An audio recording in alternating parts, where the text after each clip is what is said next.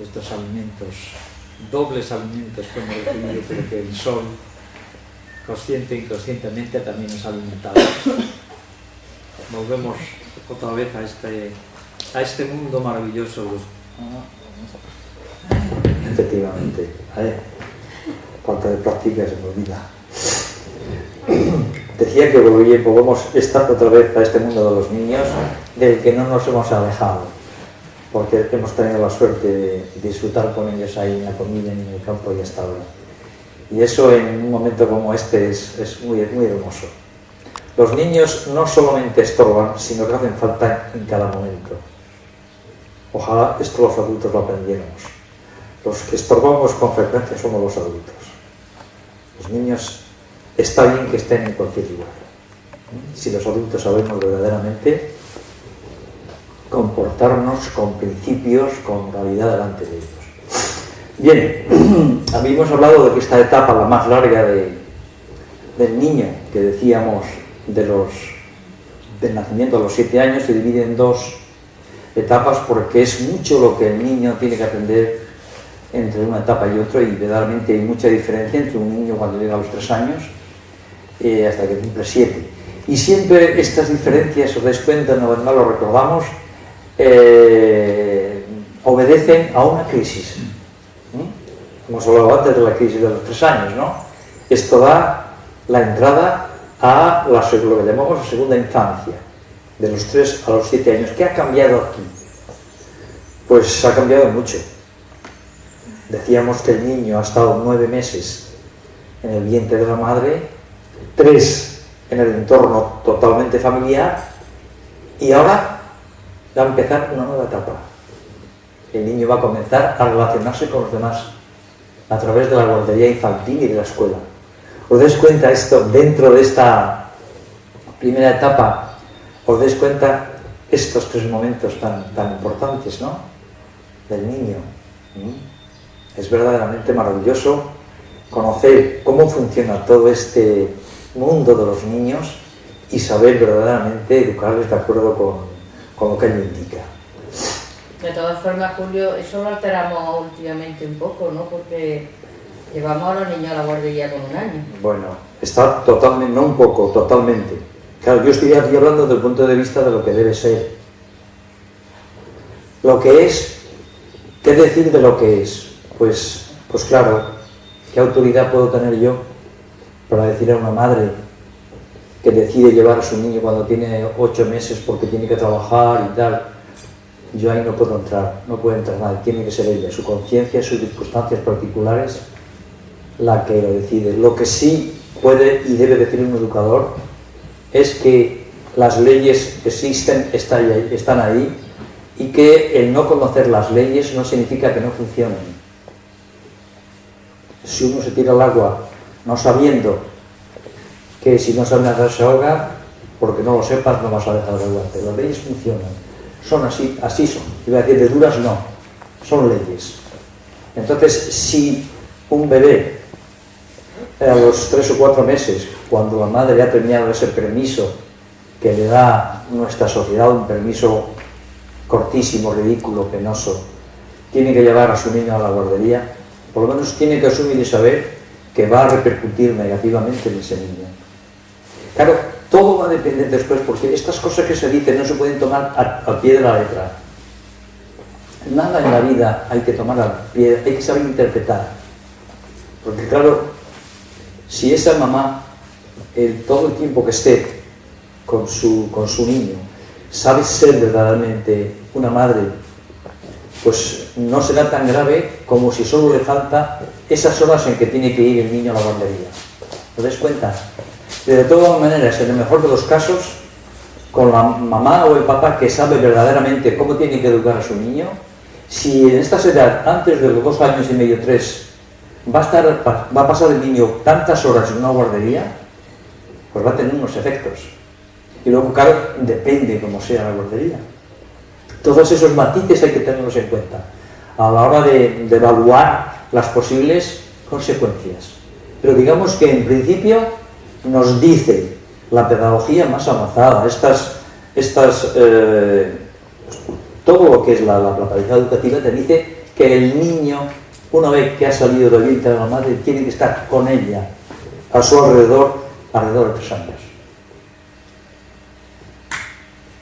Eso es, por lo menos conviene tenerlo como objetivo, saberlo que es así.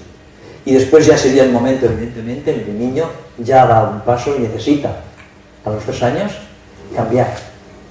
Ha aprendido de la madre en su vientre, ha aprendido de la madre y la familia alrededor, y ahora ya hay momento de ir con otros niños. Se va a empezar a socializar. Eso significa la guardería infantil y la escuela. Pero bueno, que sepamos que en esta segunda infancia, como decimos aquí, el niño va a acumular una cantidad de conocimientos enorme. De 3 a 7 años, vamos a ir viéndolo, es tremendo. Y claro, repetimos una vez más, estamos poniendo todavía los cimientos. Esto va a ser el futuro del hombre. Lo que hagamos o no hagamos en esta edad va a repercutir después en nosotros. Muchísimo. Esta segunda infancia, el niño evidentemente, sobre todo después de esta crisis de los 3 años, de que está diciéndonos que es él, que empieza a ser consciente de su individualidad, es muy importante tomar conciencia de que va a tomar el camino hacia una independencia, hacia una autonomía. ¿Y qué lleva consigo eso? Pues algo que generalmente los padres y los educadores no comprendemos. Es algo que la pedagogía educativa llama el egocentrismo natural del niño. ¿Qué significa eso? Cuando hablamos de algo egocéntrico lo vemos como algo negativo, ¿no? Qué egocéntrico es esa persona, tal. Pues bien, en el niño es una necesidad natural. ¿Y sabéis por qué? Porque ese egocentrismo es el andamiaje que va a permitir en el niño construir su individualidad.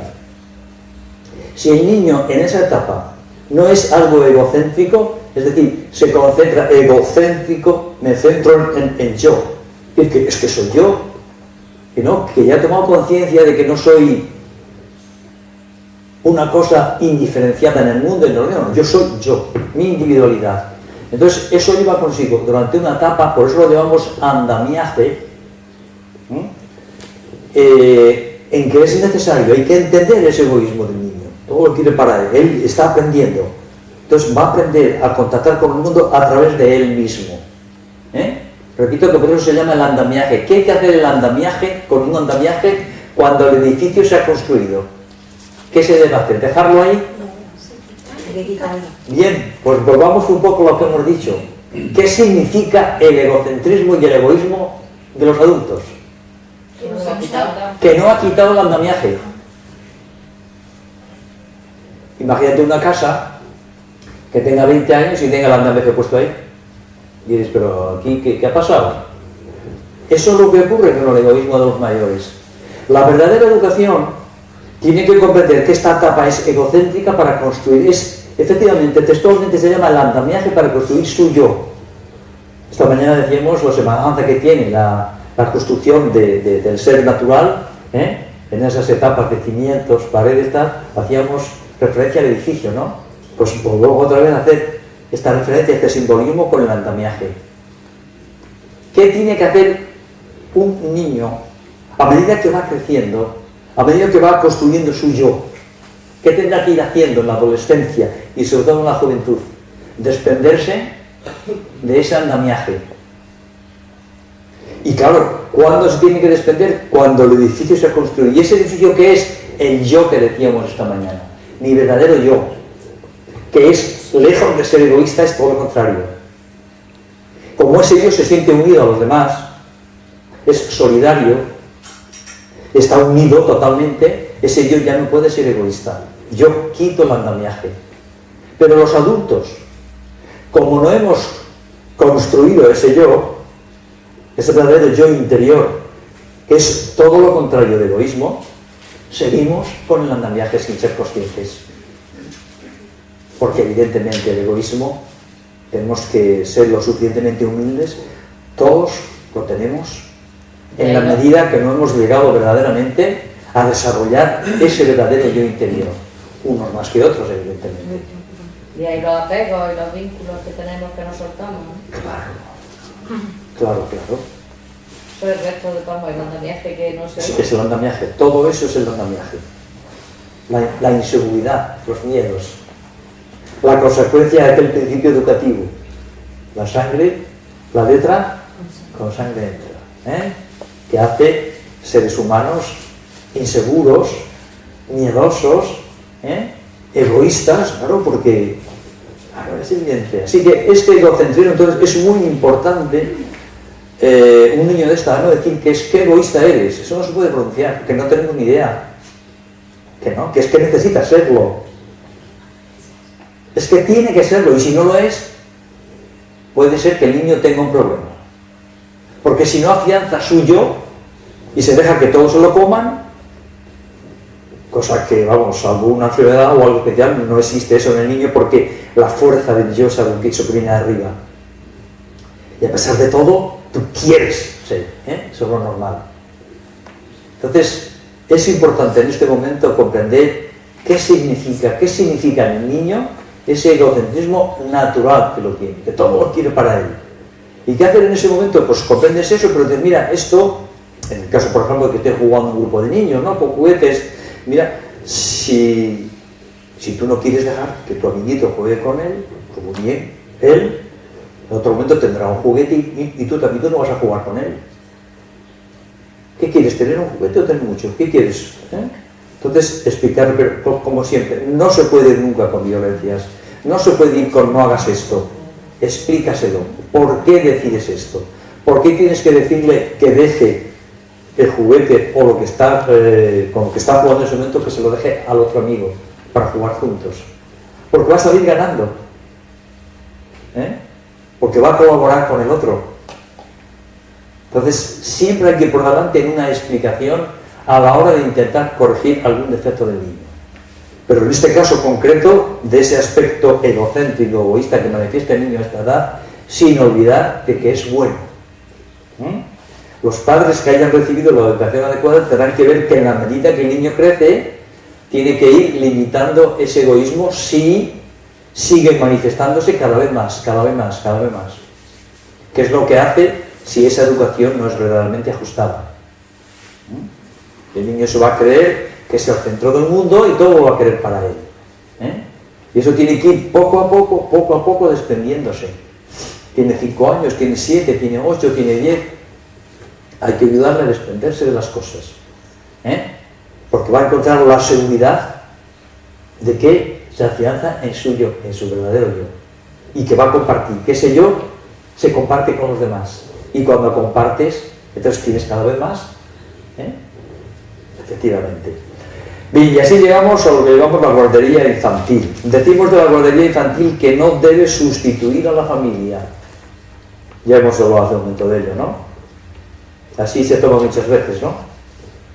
Cuando se tiene que llevar, por los motivos que ya sabemos, un niño antes de los 2 años y medio, 3, pues está sustituyendo a la familia. Y eso desde el punto de vista de las leyes de la naturaleza, del conocimiento del niño, es perjudicial. Tenemos que asumirlo, y en la medida que lo sepamos, trabajaremos, lucharemos para que eso que hoy es una triste realidad, pues pueda ir desapareciendo. En los países donde la educación pues ha dado pasos más avanzados que nosotros, pues digamos que esos permisos que tienen las madres son cada vez mayores. Yo creo que en países nórdicos la mayoría tienen como mínimo 1 año. Verdaderamente, cuando la sociedad adquiera esta conciencia de lo que estamos aquí hablando hoy, de la importancia de la educación, no habrá duda de que se arbitrarán fórmulas para que las mamás puedan estar, incluso las que trabajan con el niño, pues progresivamente cada vez más. 1 año, año y medio, 2 años, y en la sociedad del futuro perfecta hasta los 2 años o 3. La sociedad bien se lo puede pagar, lo va a recibir después. Cuando tenga un adulto equilibrado, sano mentalmente y emocionalmente, es lo mejor que puede dar una familia a una sociedad. Si tú para eso has permitido que la mamá que trabaja pueda tener un permiso hasta esa edad, no se lo ha merecido la mamá. No se lo merece, no lo va a cobrar después la sociedad. con un niño equilibrado y sano? Es que es así, es que es falta de visión. Desde el punto de vista, digamos que hasta más egoísta, permitirme la aparente paradoja, es rentable. Porque cada niño que entregamos a la sociedad desequilibrado, ¿qué hacemos? Y eso lo estamos haciendo cuando falla la educación. Un niño más, un niño más, un niño más que va a estar desequilibrado, va a estar frustrado. ¿Cuál va a ser el futuro de adulto de ese niño así? ¿Y cuál será si verdaderamente es un niño educado de acuerdo a estos conocimientos que nos traen estas grandes pedagogías? Pues una sociedad más equilibrada, más sana, más justa, menos desigual. Es que es así, es que todo al final es fruto del desconocimiento. La ignorancia trae consigo muchos errores, muchos dolores y muchos sufrimientos. El niño, después de haber estado en la familia a esa edad, el niño o la niña va a la guardería feliz. Esa guardería preparada con especialistas. Ya me esta mañana la preparación que tiene que tener. Y quien hay, y lo volvemos a decir con el mayor respeto hacia las personas y hacia las instituciones, pero con frecuencia, ¿qué personal se encuentra en las guarderías? Pues gente frustrada también. Sé que estamos... ¿Pero son auténticos especialistas? No. ¿Son verdaderamente educadores que conocen el mundo del niño? No. ¿O creemos, no, es que como es un niño, lo que decíamos esta mañana, ¿para qué quiere más preparación? No. Poner un niño de 3 años en manos de alguien, eso tiene que tener, vamos, la máxima preparación, el máximo conocimiento, un auténtico educador. Es que solo tiene 3 años. Lo más difícil, es más difícil enseñar, educar a un niño, ayudar a educar a un niño de 3 que de 9, que de 18. Es más difícil. Y sin embargo, pues ya ves tú, lo ponemos en manos de cualquiera puede hoy día levantar una guardería infantil, ¿no? ¿Qué se exige? 4 aspectos administrativos, un par de personas que hayan hecho. Yo creo que no se exige hoy, no se exige ni título, pero bueno, si son títulos como decíamos esta mañana, títulos medios, sin conocimientos verdaderamente de lo que es el niño de 3 años. Lo ponemos en manos de ellos, pues ¿qué va a ocurrir? Pues a veces hasta la propia vida tiene compasión de nosotros y resulta que hay alguien allí que suple su falta de conocimiento con su cariño, con su amor. Que eso es lo que habría que hacer. El amor es tan poderoso que hace milagros. Esto lo hemos oído muchas veces, ¿no? Es que es real. ¿Cómo puede suplir los errores o la falta de conocimiento en la educación el amor? Por eso en una guardería infantil, si tenemos que llevarlo, lo primero que tenemos que saber es ver el espíritu de las personas que están allí. A ver si verdaderamente son amantes de los niños. A ver si saben un poco, intuitivamente al menos, qué es lo que tienen allí. Porque no hay duda alguna que hay personas que sin tener una formación profunda tienen tal corazón y tal entrega que al niño le están ayudando. Pues al menos eso es lo que teníamos que intentar prever antes de dejar el niño en la guardería más cercana a mi casa, porque eso es más cómodo. A veces lo más cómodo no es lo mejor, lo sabemos en todos los órdenes de la vida. Casi nunca. Claro. ¿Tú sabes el mejor recuerdo que yo tengo de mi infancia? Sí. Tendría yo 4 o 5 años ya empezando en la escuela. Recuerdo que estaba llorando, vamos, desesperadita, no sé por qué. Y el mejor recuerdo que tengo de la infancia es de que una maestra que en aquel momento tenía, yo recuerdo verme en sus brazos, que me quedé dormida y ella siguió dando la clase. Y yo estaba dormida allí y fue para mí el mejor recuerdo. No lo dudo, eso que ha hecho el amor. Eso es el lenguaje que entiende el niño. Acércate a un niño con amor y entonces ya no puedes hacer daño. Es imposible, con el amor no se hace nunca daño. Por eso que en esto que llamamos desconocimiento casi siempre lleva consigo aparejo la falta de amor. La falta de amor, porque no lo conocemos, porque nos centramos, porque utilizamos a los niños como objetos. ¿Cuántas veces he dicho, pero cuánto si yo le quiero? No, lo quieres para que haga lo que tú quieres, para que te sirva. A tu nivel inconsciente, no eres consciente de eso, pero eso es lo que lo estás utilizando como un objeto. Si el amor es todo lo contrario de eso. El amor no más que entrega y no pide nada a cambio. Eso en los seres humanos no es nada frecuente. Casi siempre antes de amar ya estamos pidiendo cobrar. Casi antes de sembrar ya queremos recoger. Y eso es antinatural. Eso no debemos hacerlo. Lo que significa la escuela en la vida del ser humano, pues es sumamente importante. Cuando hablamos de la familia, me acuerdo que uno de los temas era precisamente esto, de la familia y la escuela. Decíamos que son dos pares inseparables. Lo grande generalmente nunca depende de una sola cosa. Lo grande generalmente siempre requiere un conjunto de cosas. La educación es tan grande que exige dos educadores, o si quieres el mismo educador en dos grados. Uno, el educador por naturaleza, que es el padre, y otro, el educador por formación, que es el verdadero, el profesional. Quiere decir eso que el niño necesita a los dos. Así como ha necesitado a la familia, a su mamá, primero en esos 9 meses, después en esos 3 años, ahora necesita la escuela. ¿Por qué? Imaginaos la vida de una persona hasta que tiene casi 16 años, donde pasa el 90% de toda su vida. Entre la casa y el colegio, ¿no? En la escuela y en casa. Es decir, la familia y la escuela. No hay nada que defina más. Así que al lado de la familia está la escuela en el momento determinado. Más o menos, decimos, alrededor de los 3 años.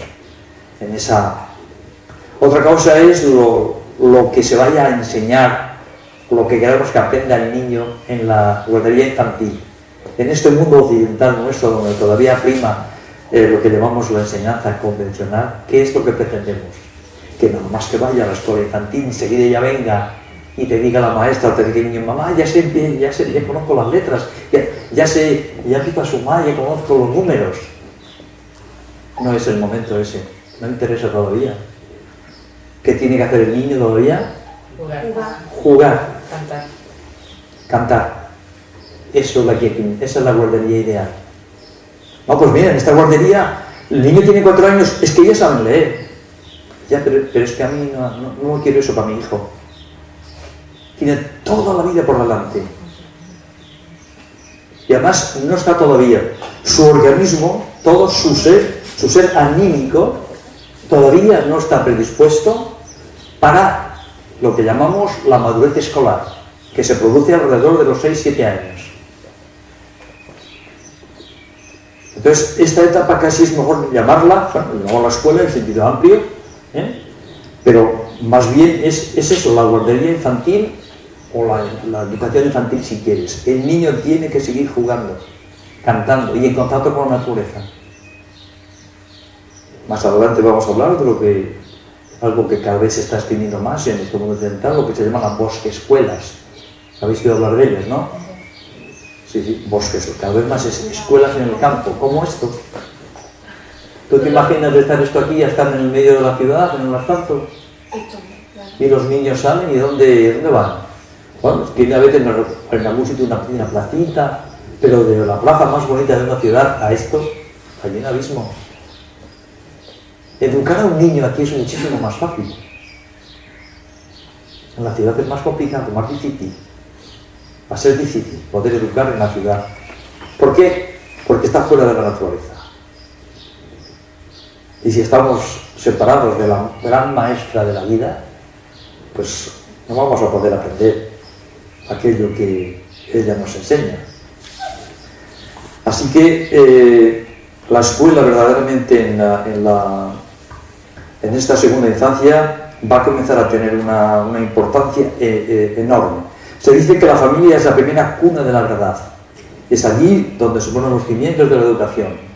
Pero la llamada segunda cuna de la verdad de la vida es la escuela. La escuela comienza, recordemos al principio que decíamos, la primera etapa corresponde generalmente a los padres. Cuando ya comienza en la escuela, ya empieza como otra responsabilidad. Es el educador el que empieza a tener que implicarse. Empieza un mundo social nuevo que el niño necesita y en el que va a disfrutar si ha vivido esa etapa de los 3 años en la familia, pues claramente con su madre, con su familia y sus hermanitos, si los tiene. ¿Qué tiene que hacer el niño en este mundo social nuevo? Pues algo tan importante que no hemos aprendido todavía los adultos: a convivir y a compartir como seres humanos fraternos que somos. Eso es lo que tiene que empezar a aprender el niño en la guardería. ¿Y cómo lo hace? Recordamos una vez más. ¿Cómo? Jugando y cantando. Eso es lo que tenemos que hacer. Entonces, en este momento estamos que la guardería infantil, la escuela que comienza, en la que comienza el niño, en ese nuevo mundo que empieza a descubrir lejos de la familia, es para él un nuevo espacio. Se le abre para él algo tan importante como es el mundo de la libertad. Eso es lo que tiene que ver un niño en una guardería infantil y en una escuela. El mundo de la libertad. En un mundo en el que él se va a realizar como ser humano. ¿Qué quiere decir eso? Pues que claro, hay que dejar las órdenes de no hagas esto, no hagas aquello, ven para aquí, sube por aquí, siéntate, ponte aquí. No. El espacio de libertad significa que es el niño en la escuela el que tiene que hacer lo que en el momento le plazca. Esto a los adultos nos cuesta mucho comprenderlo. Y hay muchos detractores, así claro, que en la escuela de la total libertad, que el niño haga lo que le dé la gana. Sí, pero es que no lo has entendido bien lo que significa eso. Lo entiendes mal, porque no profundizas en lo que significa esa libertad. No es libertinaje. El niño, cuando tú le das la oportunidad a esa edad en una escuela abierta, el niño no va a molestar a nadie. Es que el niño no molesta. Lo que pasa es que el niño no va a hacer en un momento determinado lo que tú quieres, que pinte, que si no, déjale que haga lo que le plazca a él, dentro de todo ese campo que tienes dentro de la guardería infantil. Es él el que tiene que decir, ahora cojo aquí, ahora me siento, ahora me voy para allí. Hay que haber cambiado muchos esquemas en los adultos para comprender esto. Pero eso es la verdadera guardería. El niño en el que empieza a poner en práctica una de las cosas más sagradas que más definen al hombre, que es la libertad. Un hombre sin libertad no es un hombre. No se ha realizado. Es un esclavo.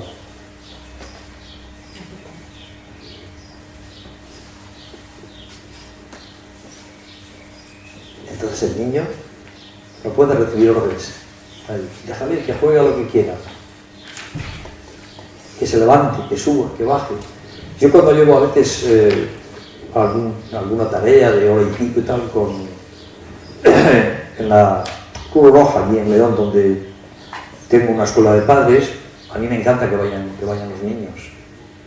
Y luego les hago ver que el niño que haga lo que quiera, que suba, que baje, que se ponga aquí, que se vea allí. Y yo he podido comprobar que no molesta, que no. Déjale. ¿Sí? Pero pretender que un niño esté ahí, siempre ahí, sentado ahí a tu lado, que ese no es un niño. No pretendas que un niño haga eso, ni en casa, ni en el colegio. Que no, déjale que camine. No empieces a cortarle las alas. Tenemos miedo de que sea libre. ¿Por qué? Porque nosotros no hemos sido. Somos esclavos. Y cualquier persona que sea libre es como si nos ponen en el espejo y decimos qué esclavo soy.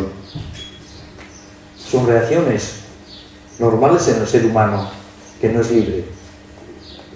Pero una persona, un adulto libre, quiere un niño libre. Y por eso no le impone nada, más que aquello que sea peligro. Ojo, si tiene 3 años ya hay algo que le pone. Claro, para eso tienes que ser tú como adulto, no poner nada que pueda ser un peligro para él. Pero si lo hubiera, por ejemplo, en una casa, por los enchufes, tápalos. Pero no vayas a ser el niño de que vaya a meter el dedo. No. Tú tienes que tener un ambiente para que el niño disfrute de su libertad y huya del... que estás en la calle, en la calle puede ser que sí. Claro, está en un parque y hay una carretera con coches, pues tú tienes que tener cuidado de que no vaya, pero salvo esos momentos que constituyen auténtico peligro para su vida, déjale toda la libertad. No tengas miedo. Nosotros, los adultos, tenemos miedo de la libertad. Y claro, toda persona que es esclava no puede dejar que es un dictador. Un dictador es el más esclavo de lo que parece, esclavo de sus pasiones. Un dictador es totalmente esclavo de sus vicios. Entonces, cualquier asomo de libertad le abruma. No lo soporta. Necesita tener esclavos a su lado, sometidos. Porque así puede justificar la esclavitud interior en la que él vive. No olvidemos que es la mayor esclavitud. La mayor cárcel no es la cárcel externa. ¿Cuántas grandes obras se han escrito en la cárcel? ¿Cuántos grandes hombres se han realizado en una cárcel? Porque solo ha estado prisionero su cuerpo, pero su espíritu no. Entonces, a quien tenemos que tener miedo es la presión interna. Esa es la peor. Esa es la peor cárcel. Bien, vamos a pasar a decir algunas cosas sobre la inteligencia. Que se me pasó aquí un poquito ahora, aunque tenemos caso más adelante. Decíamos que el niño tiene que aprender a convivir y a compartir a través del juego y del canto. Podemos adelantar un poquito sobre el canto, aunque vamos a hablar en otro apartado posteriormente sobre él, pero tenemos que decir que es tan importante como el juego. Que el niño viva en un ambiente en el que pueda cantar es fundamental para él. ¿Existe eso hoy en nuestros centros? ¿Cantan hoy las abuelas, las mamás? Carmen quiere cantar. Ya lo sé, ojalá hubiera muchas Carmen. Yo soy única. Por supuesto, lo eres doblemente. Primero como ser humano y luego como cantante. Efectivamente, pues eso es muy importante. Pero lo de cantar se ha perdido ahora porque cuando nosotros éramos pequeñas, yo recuerdo en los patios del colegio que era salía con una comba y cantar y una canción Así crecí yo. y otra y otra. Y así crecen en los países, digamos, en que decimos más atrasados. Vaya Roma, ¿verdad? Claro, solo vemos desde el punto de vista económico y de lo material. El otro día no. Se ha ido mira, España, juntamente con Hungría y con Rusia, son los países que tradicionalmente más han cantado. Por eso los folclores de los 3 países son los más ricos del mundo, por lo menos del mundo occidental. Se cantan siempre. Recordemos en nuestros abuelos o en el pasado, todas las tareas del ser humano en la vida estaban llenas de cantos. Sí. Cantos de trilla, cantos de boda, cantos de Navidad, cantos de... Eso es sumamente importante. ¿Por qué no se canta? Porque estamos enfermos. Está claro. Y la peor enfermedad no es la física, es la otra. Esa otra enfermedad es la que hace que no cantemos.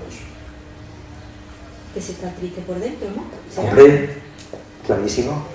Pues Te lo yo- dicen cantidad de coplas allí donde oigas cantar, no tengas miedo, nada malo te puede pasar. Está lleno de coplas. Pero con tristeza también se canta, ¿eh? Ah, Pero amigo, está pero sacándola, si es un sentimiento maravilloso. Con tristeza. Carmen, la tristeza no es lo que queremos. Yo cantaba, pero recién muerta mi madre, yo cantaba, lloraba. Pero yo cantaba, lloraba.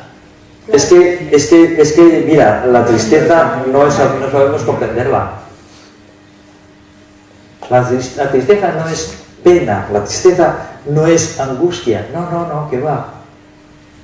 La tristeza es un sentimiento. Veremos, cuando veremos después ya en la segunda etapa de la importancia del mundo emocional y de los sentimientos, cómo el mundo emocional nos va a llevar a resaltar todo tipo de emoción. La alegría y la tristeza. ¿Qué ocurre? Es que en este mundo estamos polarizados. Y huyes de la enfermedad, huyes de la muerte, huyes de la tristeza. Pero no es que somos seres humanos. ¿Qué podemos sentir ante, digamos, la muerte de un ser querido? Ante estas tragedias, barbaridades que están ocurriendo hoy como consecuencia de las guerras, todos los desplazados. Pero tenemos que sentir tristeza. Y no es un sentimiento noble y elevado. No es necesario sentirlo.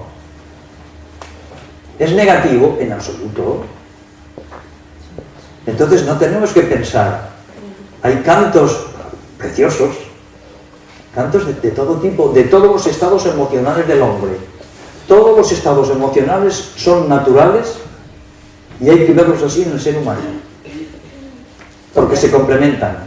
Desde chicos cuando nos caemos, venga que no solo ha pasado nada, no te dejan tampoco expresar. expresar los sentimientos, o te ponían a lo mejor a llorar. Yo recuerdo de que a lo mejor estaba triste porque yo he sido un poco sentimental, y yo recuerdo que mi profesora me decía, venga, que eso es una tontería, anda, vas a llorar tú eso. Claro. Y si no te sales a la calle, hombre, ya te excluía del resto de la clase. Entonces es como que te veta, la sociedad te veta al no ser feliz, al no demostrar que estás feliz con la vida que llevas.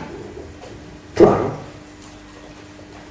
Eso es lo que pretende ese principio educativo que vimos esta mañana. Que no seas feliz. Que estés acomplejado. Desnaturalizar la cosa, por así decirlo. Se está desnaturalizando. Completamente. La naturaleza es todo alegría, todo vida.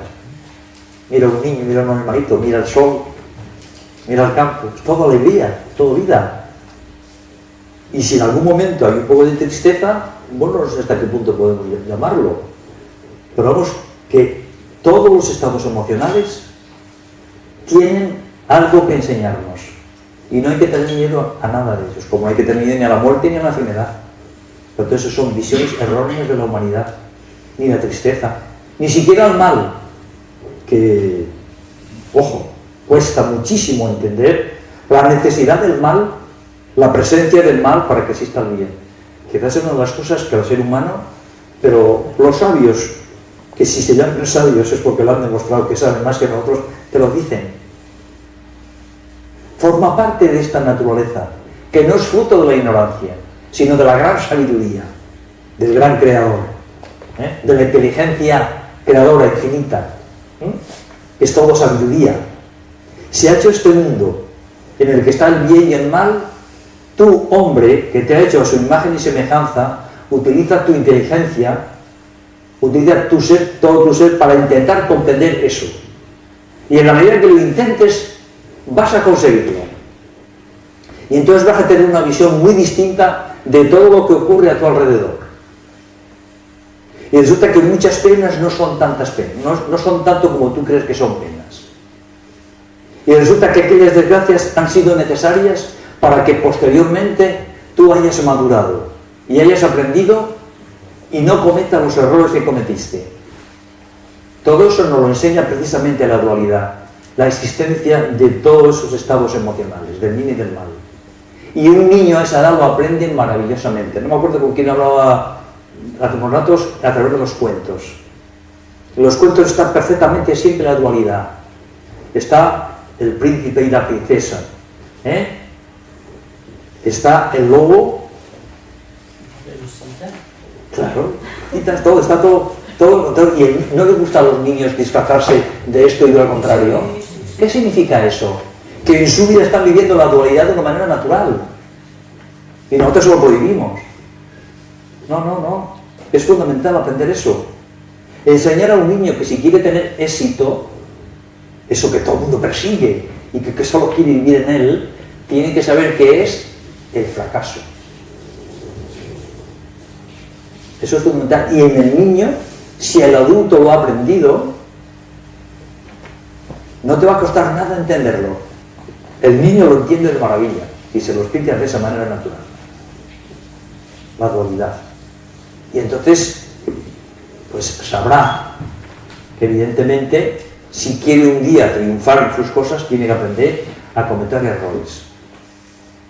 La verdad viene como consecuencia de haber cometido errores.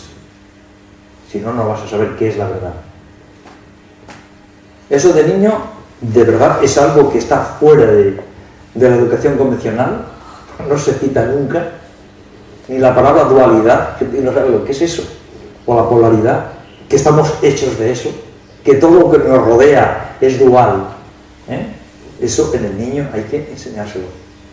Estas edades que estamos ahora, eso es una maravilla. Bien, vamos a decir 4 cosas sobre lo de la inteligencia.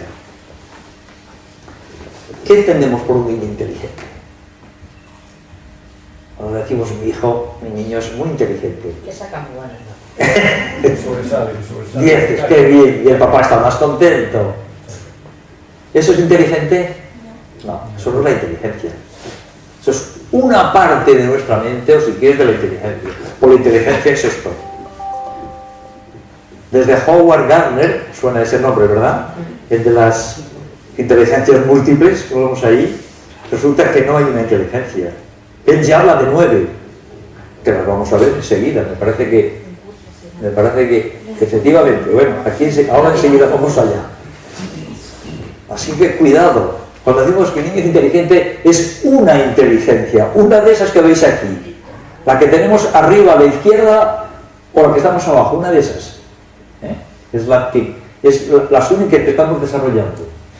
La inteligencia verbal, lingüística o la lógico-matemática. Y todas las otras, de las otras no hemos ni se oye hablar en la educación. Esto es ciencia actual ya. Esto es conocimiento científico, demostrado. Demostrado. Pero eso no se contempla en los planes de educación. Algunos sí, Pues, hijo mío, algunos sí, algo ya sí, ¿verdad? pero, o sea, con iniciativas propias están trabajando las inteligencias múltiples, pero Claro. poco a poco, como...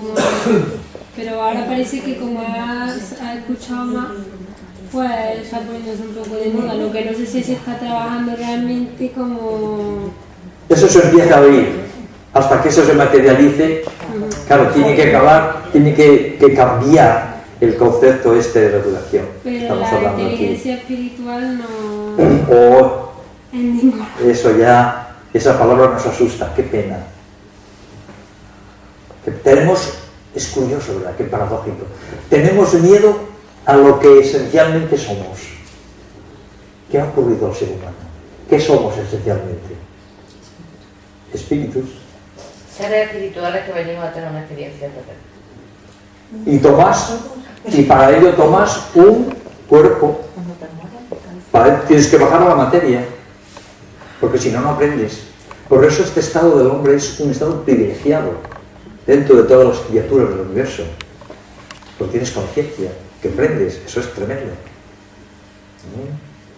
Bueno, pues volviendo a esto de las inteligencias, hoy día verdaderamente ignorar esto es querer ponerse venas en los ojos.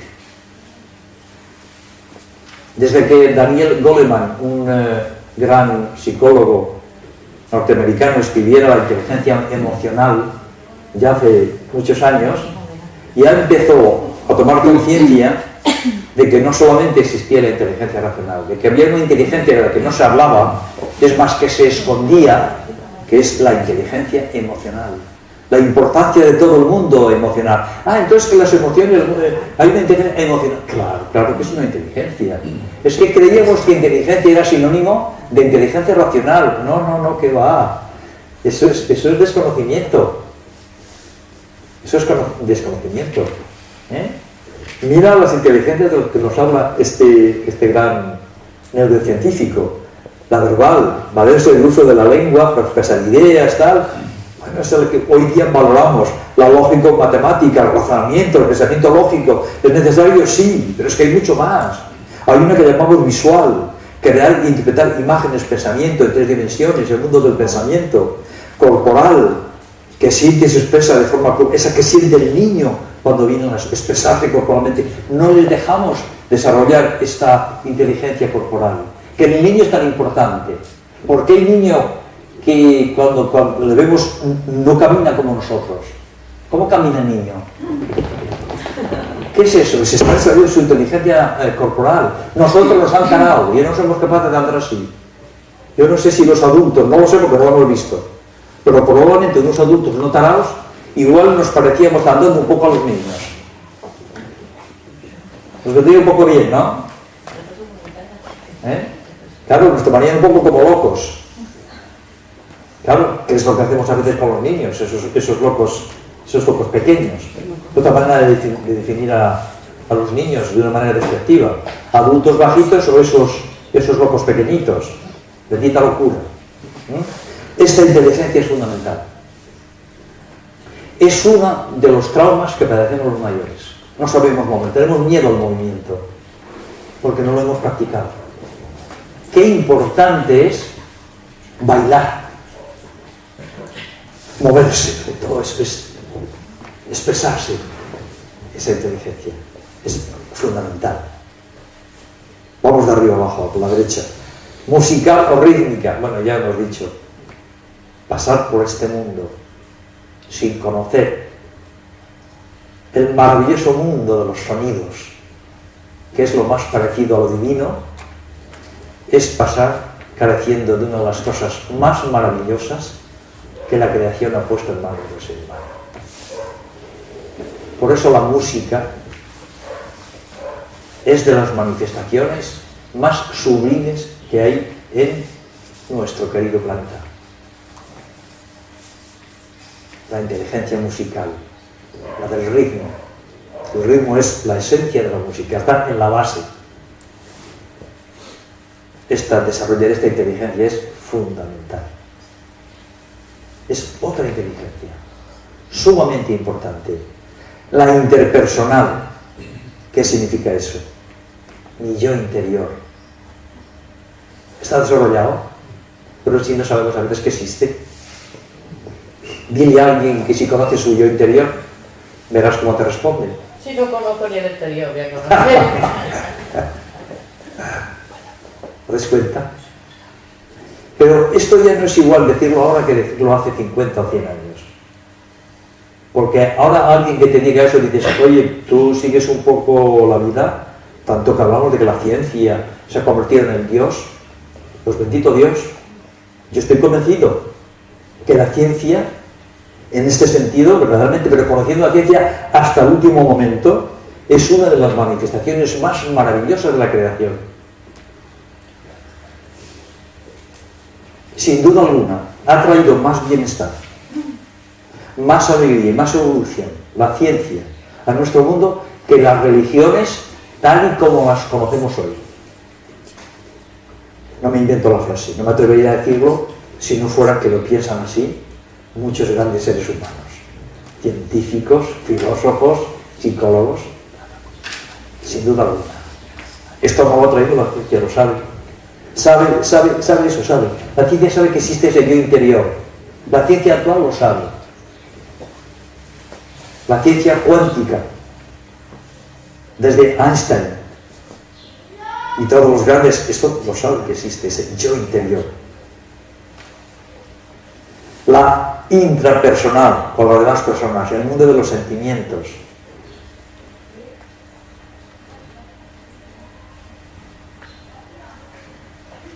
Saber darte a los demás, saber ser esa simpatía que decíamos esta mañana, esa empatía, meterte en el mundo de los demás, que en el fondo no es más que meterte en ti mismo, no lo dudes.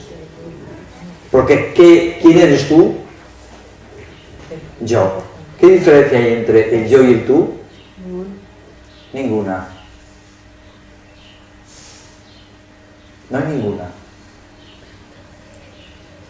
Las divisiones, las fragmentaciones están en nuestra mente racional, pero no forman parte de la realidad de la vida.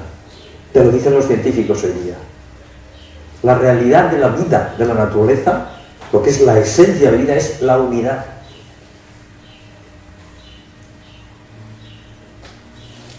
Es la red que todo conforma.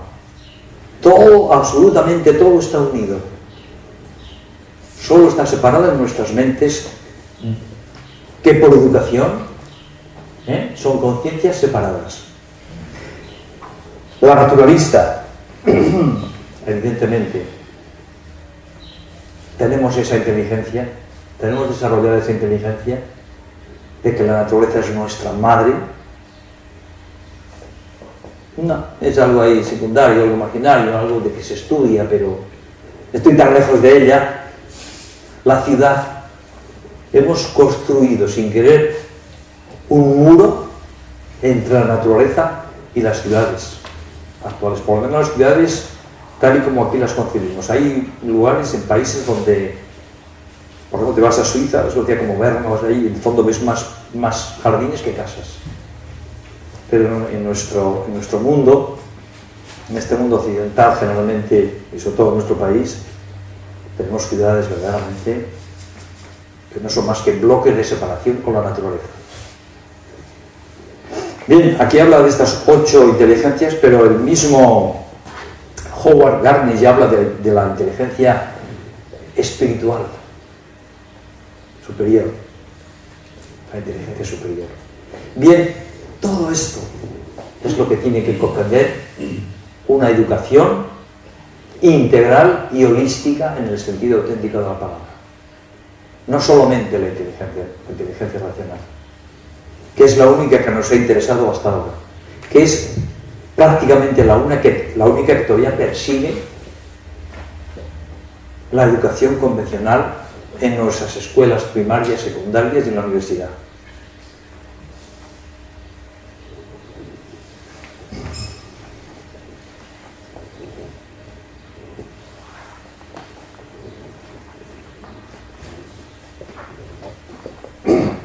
El niño y la naturaleza, el respeto a la vida y la alegría de vivir, efectivamente. Cuando un niño lo llevas a la naturaleza, ¿cuántas veces se comprueba eso por los de ciudades, no? Es una maravilla. Ver un niño, por ejemplo, en una playa, ¿no? Cómo disfruta. ¿Qué siente un niño con la naturaleza? Siente libertad, siente que es él, y lo expresa a través de esa alegría. Las bosquescuelas de las que os hablaba hace un momento están existiendo cada vez más. Entonces en internet veréis la cantidad de... se están creando, porque hay esta conciencia, lo mismo que la tenemos nosotros. Hay mucha gente extendida por el país que se da cuenta de que en una escuela primaria, sobre todo una escuela primaria, pero también secundaria, no puede llevarse a cabo entre el asfalto. Eso es antipedagógico. ¿Ya ves qué difícil es entonces hoy educar verdaderamente en una ciudad? ¿Dónde podemos tener una escuela en la ciudad? Y sobre todo en las ciudades grandes, porque todavía en la ciudad pequeña, pues bueno, comenzar un colegio o centros educativos en el campo no es muy difícil porque lo tienes cerca. Pero en las grandes ciudades, ¿qué haces? Pues eso condiciona muchísimo, Esa educación ya está marcando una dirección.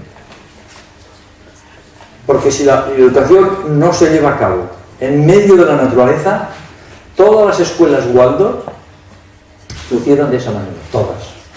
Para que se autorice una escuela Waldorf, tiene que estar en ese medio en la naturaleza. Yo conozco, como me parece que decía esta mañana, la escuela Waldorf en Las Rozas, en Madrid, que es un poco la central de España. ¿De dónde está? En el campo. Los niños lo primero que hacen es meterse en contacto con la naturaleza. Y luego pueden entrar en el aula. Pero están totalmente, está ahí. Está en el campo, en la naturaleza. ¿Cuántos niños hay de 3, 4, 5, 7 y que dan más años que nunca han visto, por ejemplo, cómo se germina un tomate, por así decir? Yo digo esto porque me vino a la cabeza un ejemplo con un amigo que ya entonces, había muchos años, tenía unos 30 años, y una vez le llevé a un restaurante que tenía un pequeño huerto, y me parece que era ya pues por, no sé si era por agosto, septiembre, que ya había tomates, y cuando yo le digo, mira, ven, nunca había visto tomates, nunca los había visto. Y cuando los vio dice, anda, yo creo que los tomates estaban bajo tierra. Imaginaos la tara que tiene que suponer eso, ¿no? Sí, claro, pues eso es a una persona que le condiciona. El niño tiene que nacer completamente con eso. Voy a contar otro caso precioso que a mí me llamó, uno de los casos que más me ha llamado la atención en mi vida. En un pueblecito de Castilla y León ocurrió esto que os voy a decir en una clase de primaria. Era algo de infantil, con los niños muy pequeños. Yo creo que no tendría 4 o 5 años todavía. La maestra tenía un pequeño recipiente donde todos los lápices que se iban gastando los ponían allí. Entonces llegó un momento en que estaba lleno de lápices así. ¿Y sabéis lo que se le ocurrió a un niño? Asombroso. Un niño del pueblo, un niño que había visto cómo su padre ponía una lechuga pequeñita y crecía, ponía un tomate tal, y entonces dice, cojo los lápices, los llevo para casa y los planto, sin más. Bueno, al día siguiente venga a la clase y dicen los niños, maestra, que los lápices pequeños ya no están. Y claro, la maestra dice, pero si ahí estaban. Y entonces pregunta, ¿quién ha cogido los lápices? Y ese niño levanta todo contento, infano, porque dice, bueno, es que como eran tan pequeñitos, los he llevado a los huertos y los tengo plantados allí. Cuando sean grandes los traigo.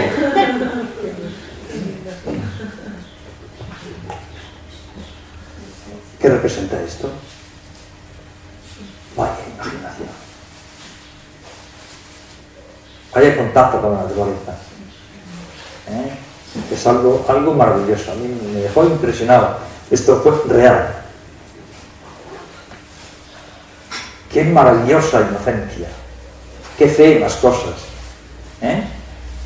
Conocía la naturaleza. Es así. Bueno, pues este contacto no puede faltar en esta etapa. El niño ya ha dejado la familia y tal. Tiene que estar en contacto con la naturaleza, porque si no, el niño no puede recibir la educación que necesita. Repetimos una vez más que la maestra de la vida es la naturaleza. Y este contacto no le va a traer más que beneficios al niño. Lo necesita. Tenemos que procurarlo. Y si tenemos niños que están en colegios, llevémosles al campo. Pongámosle en contacto con la naturaleza. Llévale para que vea cómo se germina algo. Y si tiene la oportunidad, que lo siembre él. Y que vea cómo un tiempo después empieza. Eso en el niño le produce una impresión que no lo va a olvidar nunca. Eso es importantísimo. De aquí pasamos evidentemente a la imaginación y la creatividad en el niño. Es asombrosa. ¿Y qué decir de la imaginación de los niños? Pues tenemos que decir lo siguiente. La imaginación de los niños es más real que la realidad de los adultos. Puede parecer exagerado, puede parecer muy paradójico. ¿Qué es nuestra realidad sino un engaño? ¿Qué es aquello que creemos que es realidad? Más que ese super yo que hemos puesto en nuestro interior. La realidad, lo que nosotros consideramos como realidad, es totalmente deformada. La imaginación del niño es mucho más real.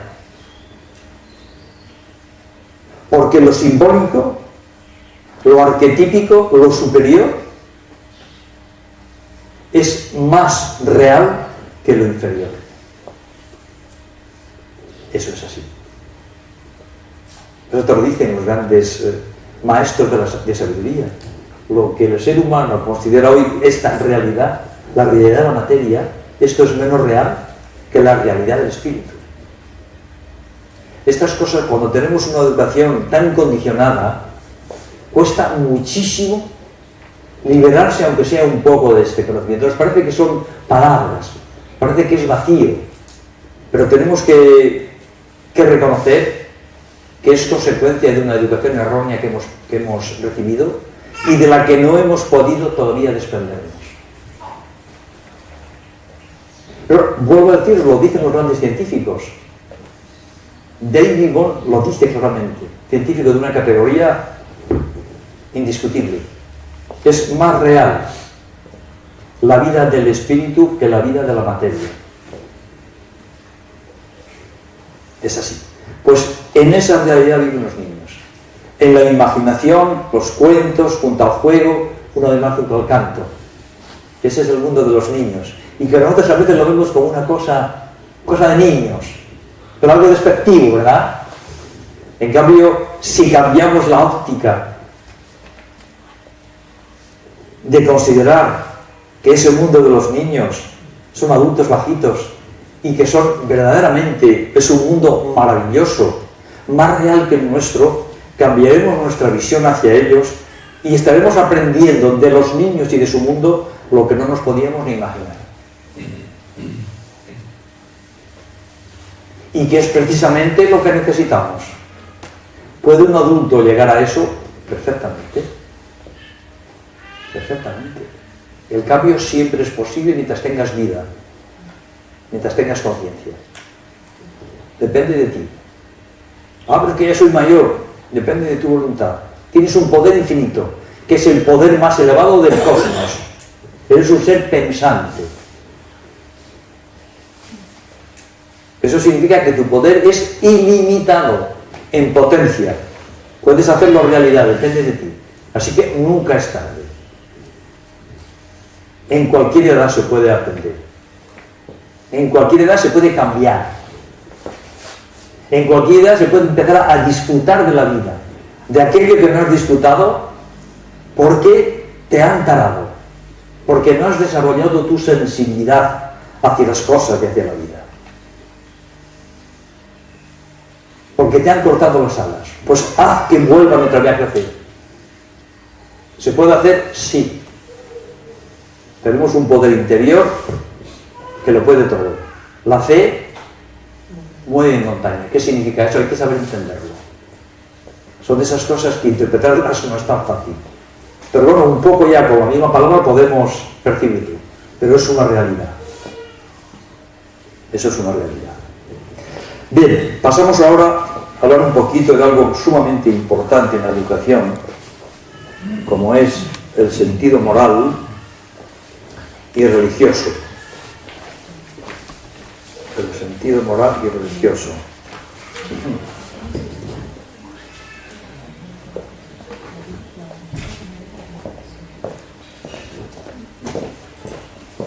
¿Qué podemos decir de esto del sentido moral y religioso del niño?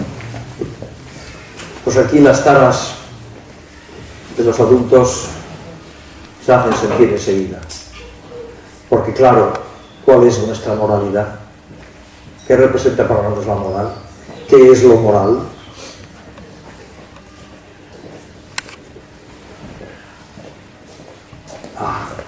Pues el niño posee en su conciencia, en su interior, tiene una conciencia moral innata.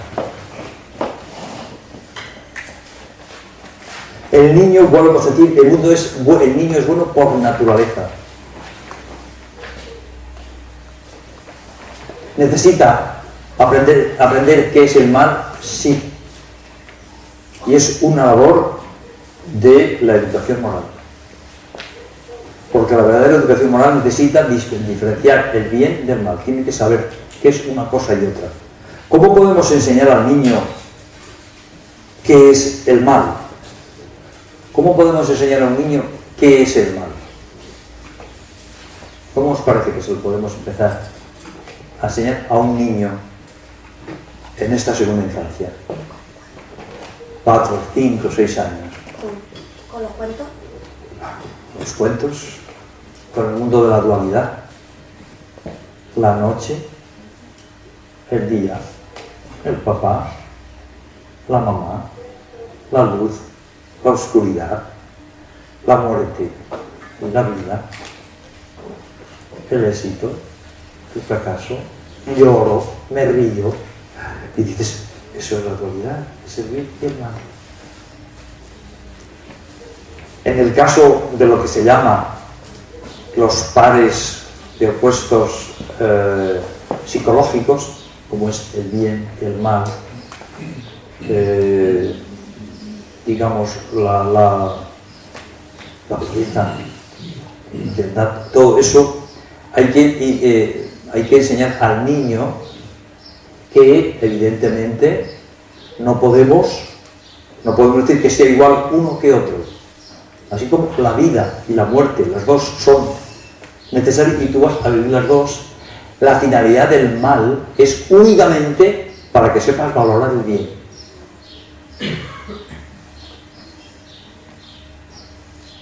Como la envidia, sepas valorar lo que es la solidaridad, el saber compartir, saber eso en el niño, esto se le puede, siempre utilizando los símbolos. El mundo de los símbolos y de las paradojas es fundamental, porque es como el niño puede aprender ahí, puede aprender lo que es una cosa y lo que es otra. De ahí vienen lo que podemos llamar los hábitos morales. ¿Qué hábitos morales adquieren los niños? Lo que ven en casa, el comportamiento de los padres, esos son sus hábitos morales. Perdona, Julio, ¿y el sentido religioso es importante para los niños? Vale. Ahora hablamos. Sí, no, es que ahora vamos a hablar un poquito de lo que significa eso. En el niño no podemos enseñarle la moralidad, algo de esto ya hemos dicho esta mañana, diciendo, no hagas eso está mal, eso el niño no lo entiende. Eso no lo entiende el niño, eso es vaciedad. No, tú no puedes decir al niño eso, tienes que llevarle a ver cómo interioriza eso. Tiene que interiorizarlo. ¿Cómo lo interioriza? Siempre mediante narraciones y ejemplos muy concretos. Por ejemplo, vamos a enseñarle las consecuencias del mal. Hay cantidad de cuentos en los que han ido ven. El personaje que hace el mal va a terminar mal, termina castigado, y el que ha hecho el bien es ejemplo moral. Otra manera de enseñar el ejemplo moral es la educación moral, algo que está hoy olvidado y que yo considero fundamental, es el ejemplo de los grandes benefactores de la humanidad. ¿Cuándo los niños oyen hablar de eso? Pero vamos a ver cuál es, digamos, el comportamiento o el código moral de un niño en estas edades ya. Es decir, ¿quiénes son esos ejemplos morales para intentar comportarse como ellos? ¿Quiénes son? ¿Son los grandes benefactores? ¿Es la Madre Teresa? Futbolistas, y lo decimos con todos los respetos.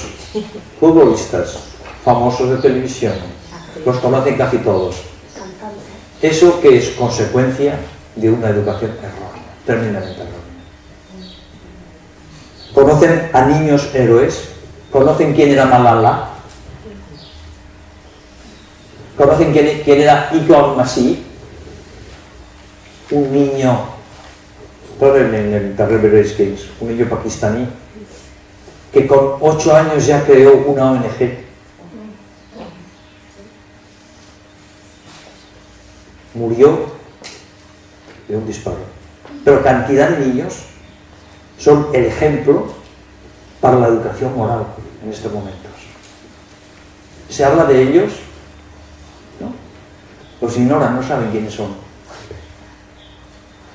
En el mundo de los grandes, digamos, hombres de Estado, ¿conocen los niños quién fue un Nelson Mandela, por ejemplo?